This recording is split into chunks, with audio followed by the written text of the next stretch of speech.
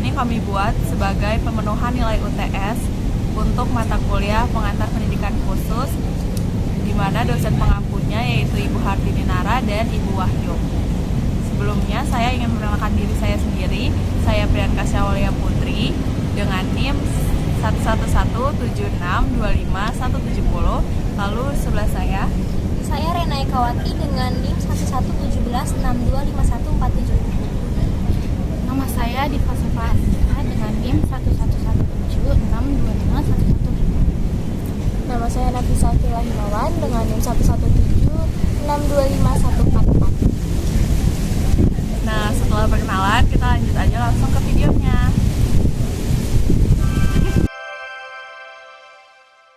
Aku mau cari orang untuk kita wawancarai tentang kebutuhan khusus.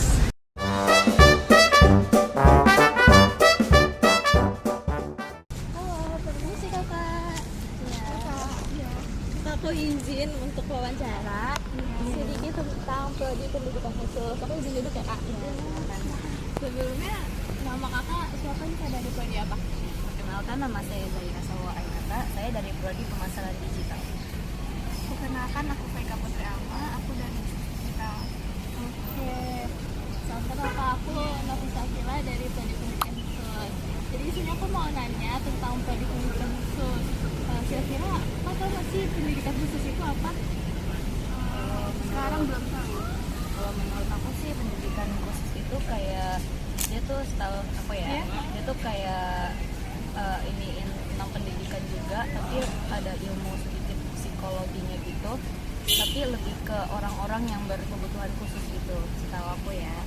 Nah iya benar banget, kita akan membahas tentang anak-anak yang memiliki kebutuhan khusus sehingga untuk mendapatkan pembelajaran untuk hak asasi dan juga Nah, selanjutnya aku akan lanjut bahas tentang apa itu pendidikan khusus.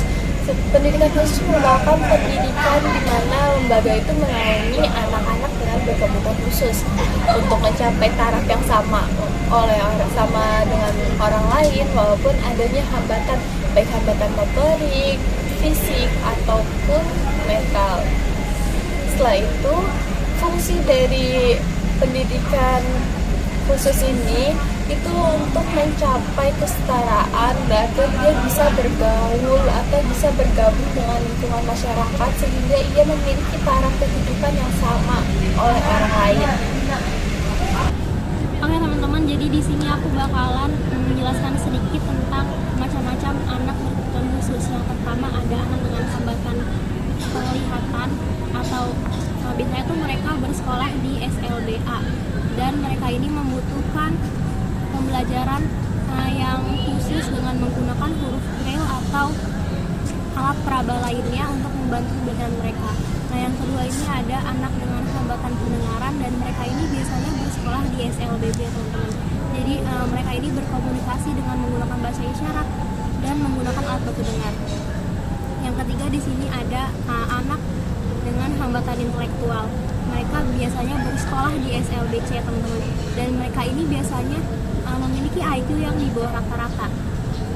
Dan yang keempat ada anak dengan hambatan fisik dan motorik.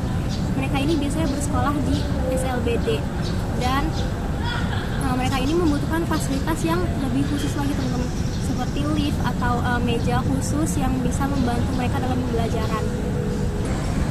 Oke, yang kelima di sini ada anak dengan hambatan emosi dan perilaku teman-teman. Jadi mereka ini biasanya bersekolah di SLBE dan mereka ini membutuhkan penanganan yang lebih sabar lagi dan suasana kelas yang lebih tenang. Nggak cuma itu teman-teman, jadi ada juga anak autis yang memiliki hambatan dalam komunikasi, hambatan interaksi sosial, dan hambatan perilaku.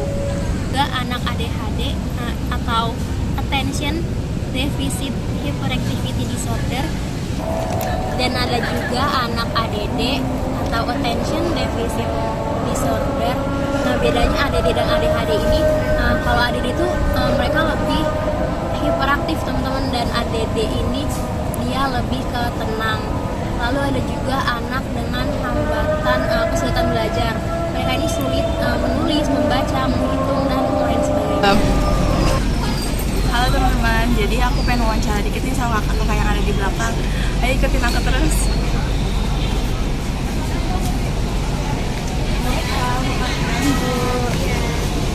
Sebelumnya boleh perkenalin nggak kakak dari namanya siapa dan dari prodi apa?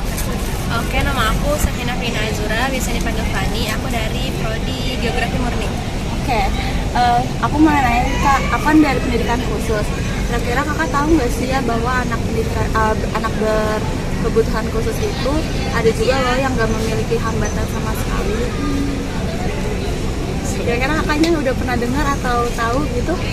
Apa ya? Nggak tahu. Oh enggak.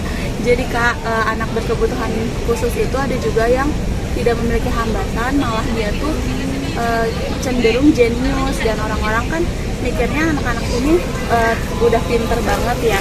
Nah kira-kira menurut kakak anak-anak yang pinter ini itu masih butuh untuk masuk ke sekolah kebutuhan khusus, atau menurut kakak dibiarin aja ya karena kan udah pinter ya?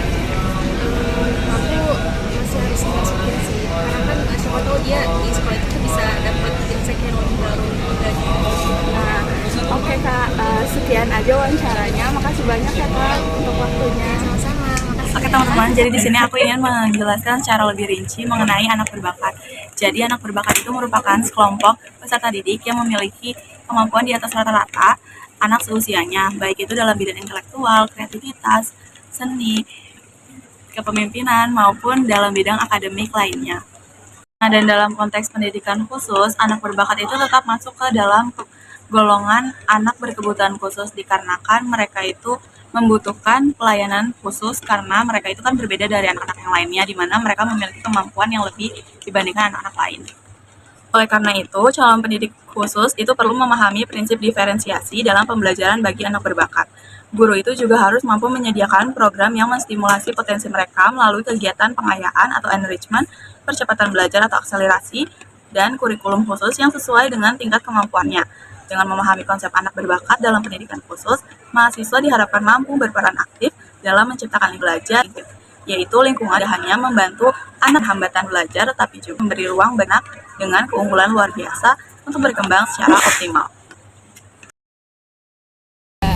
Nah setelah itu aku mau nanya nih Kak, kakak kira-kira tahu nggak sih Kak sekolah inklusi itu apa?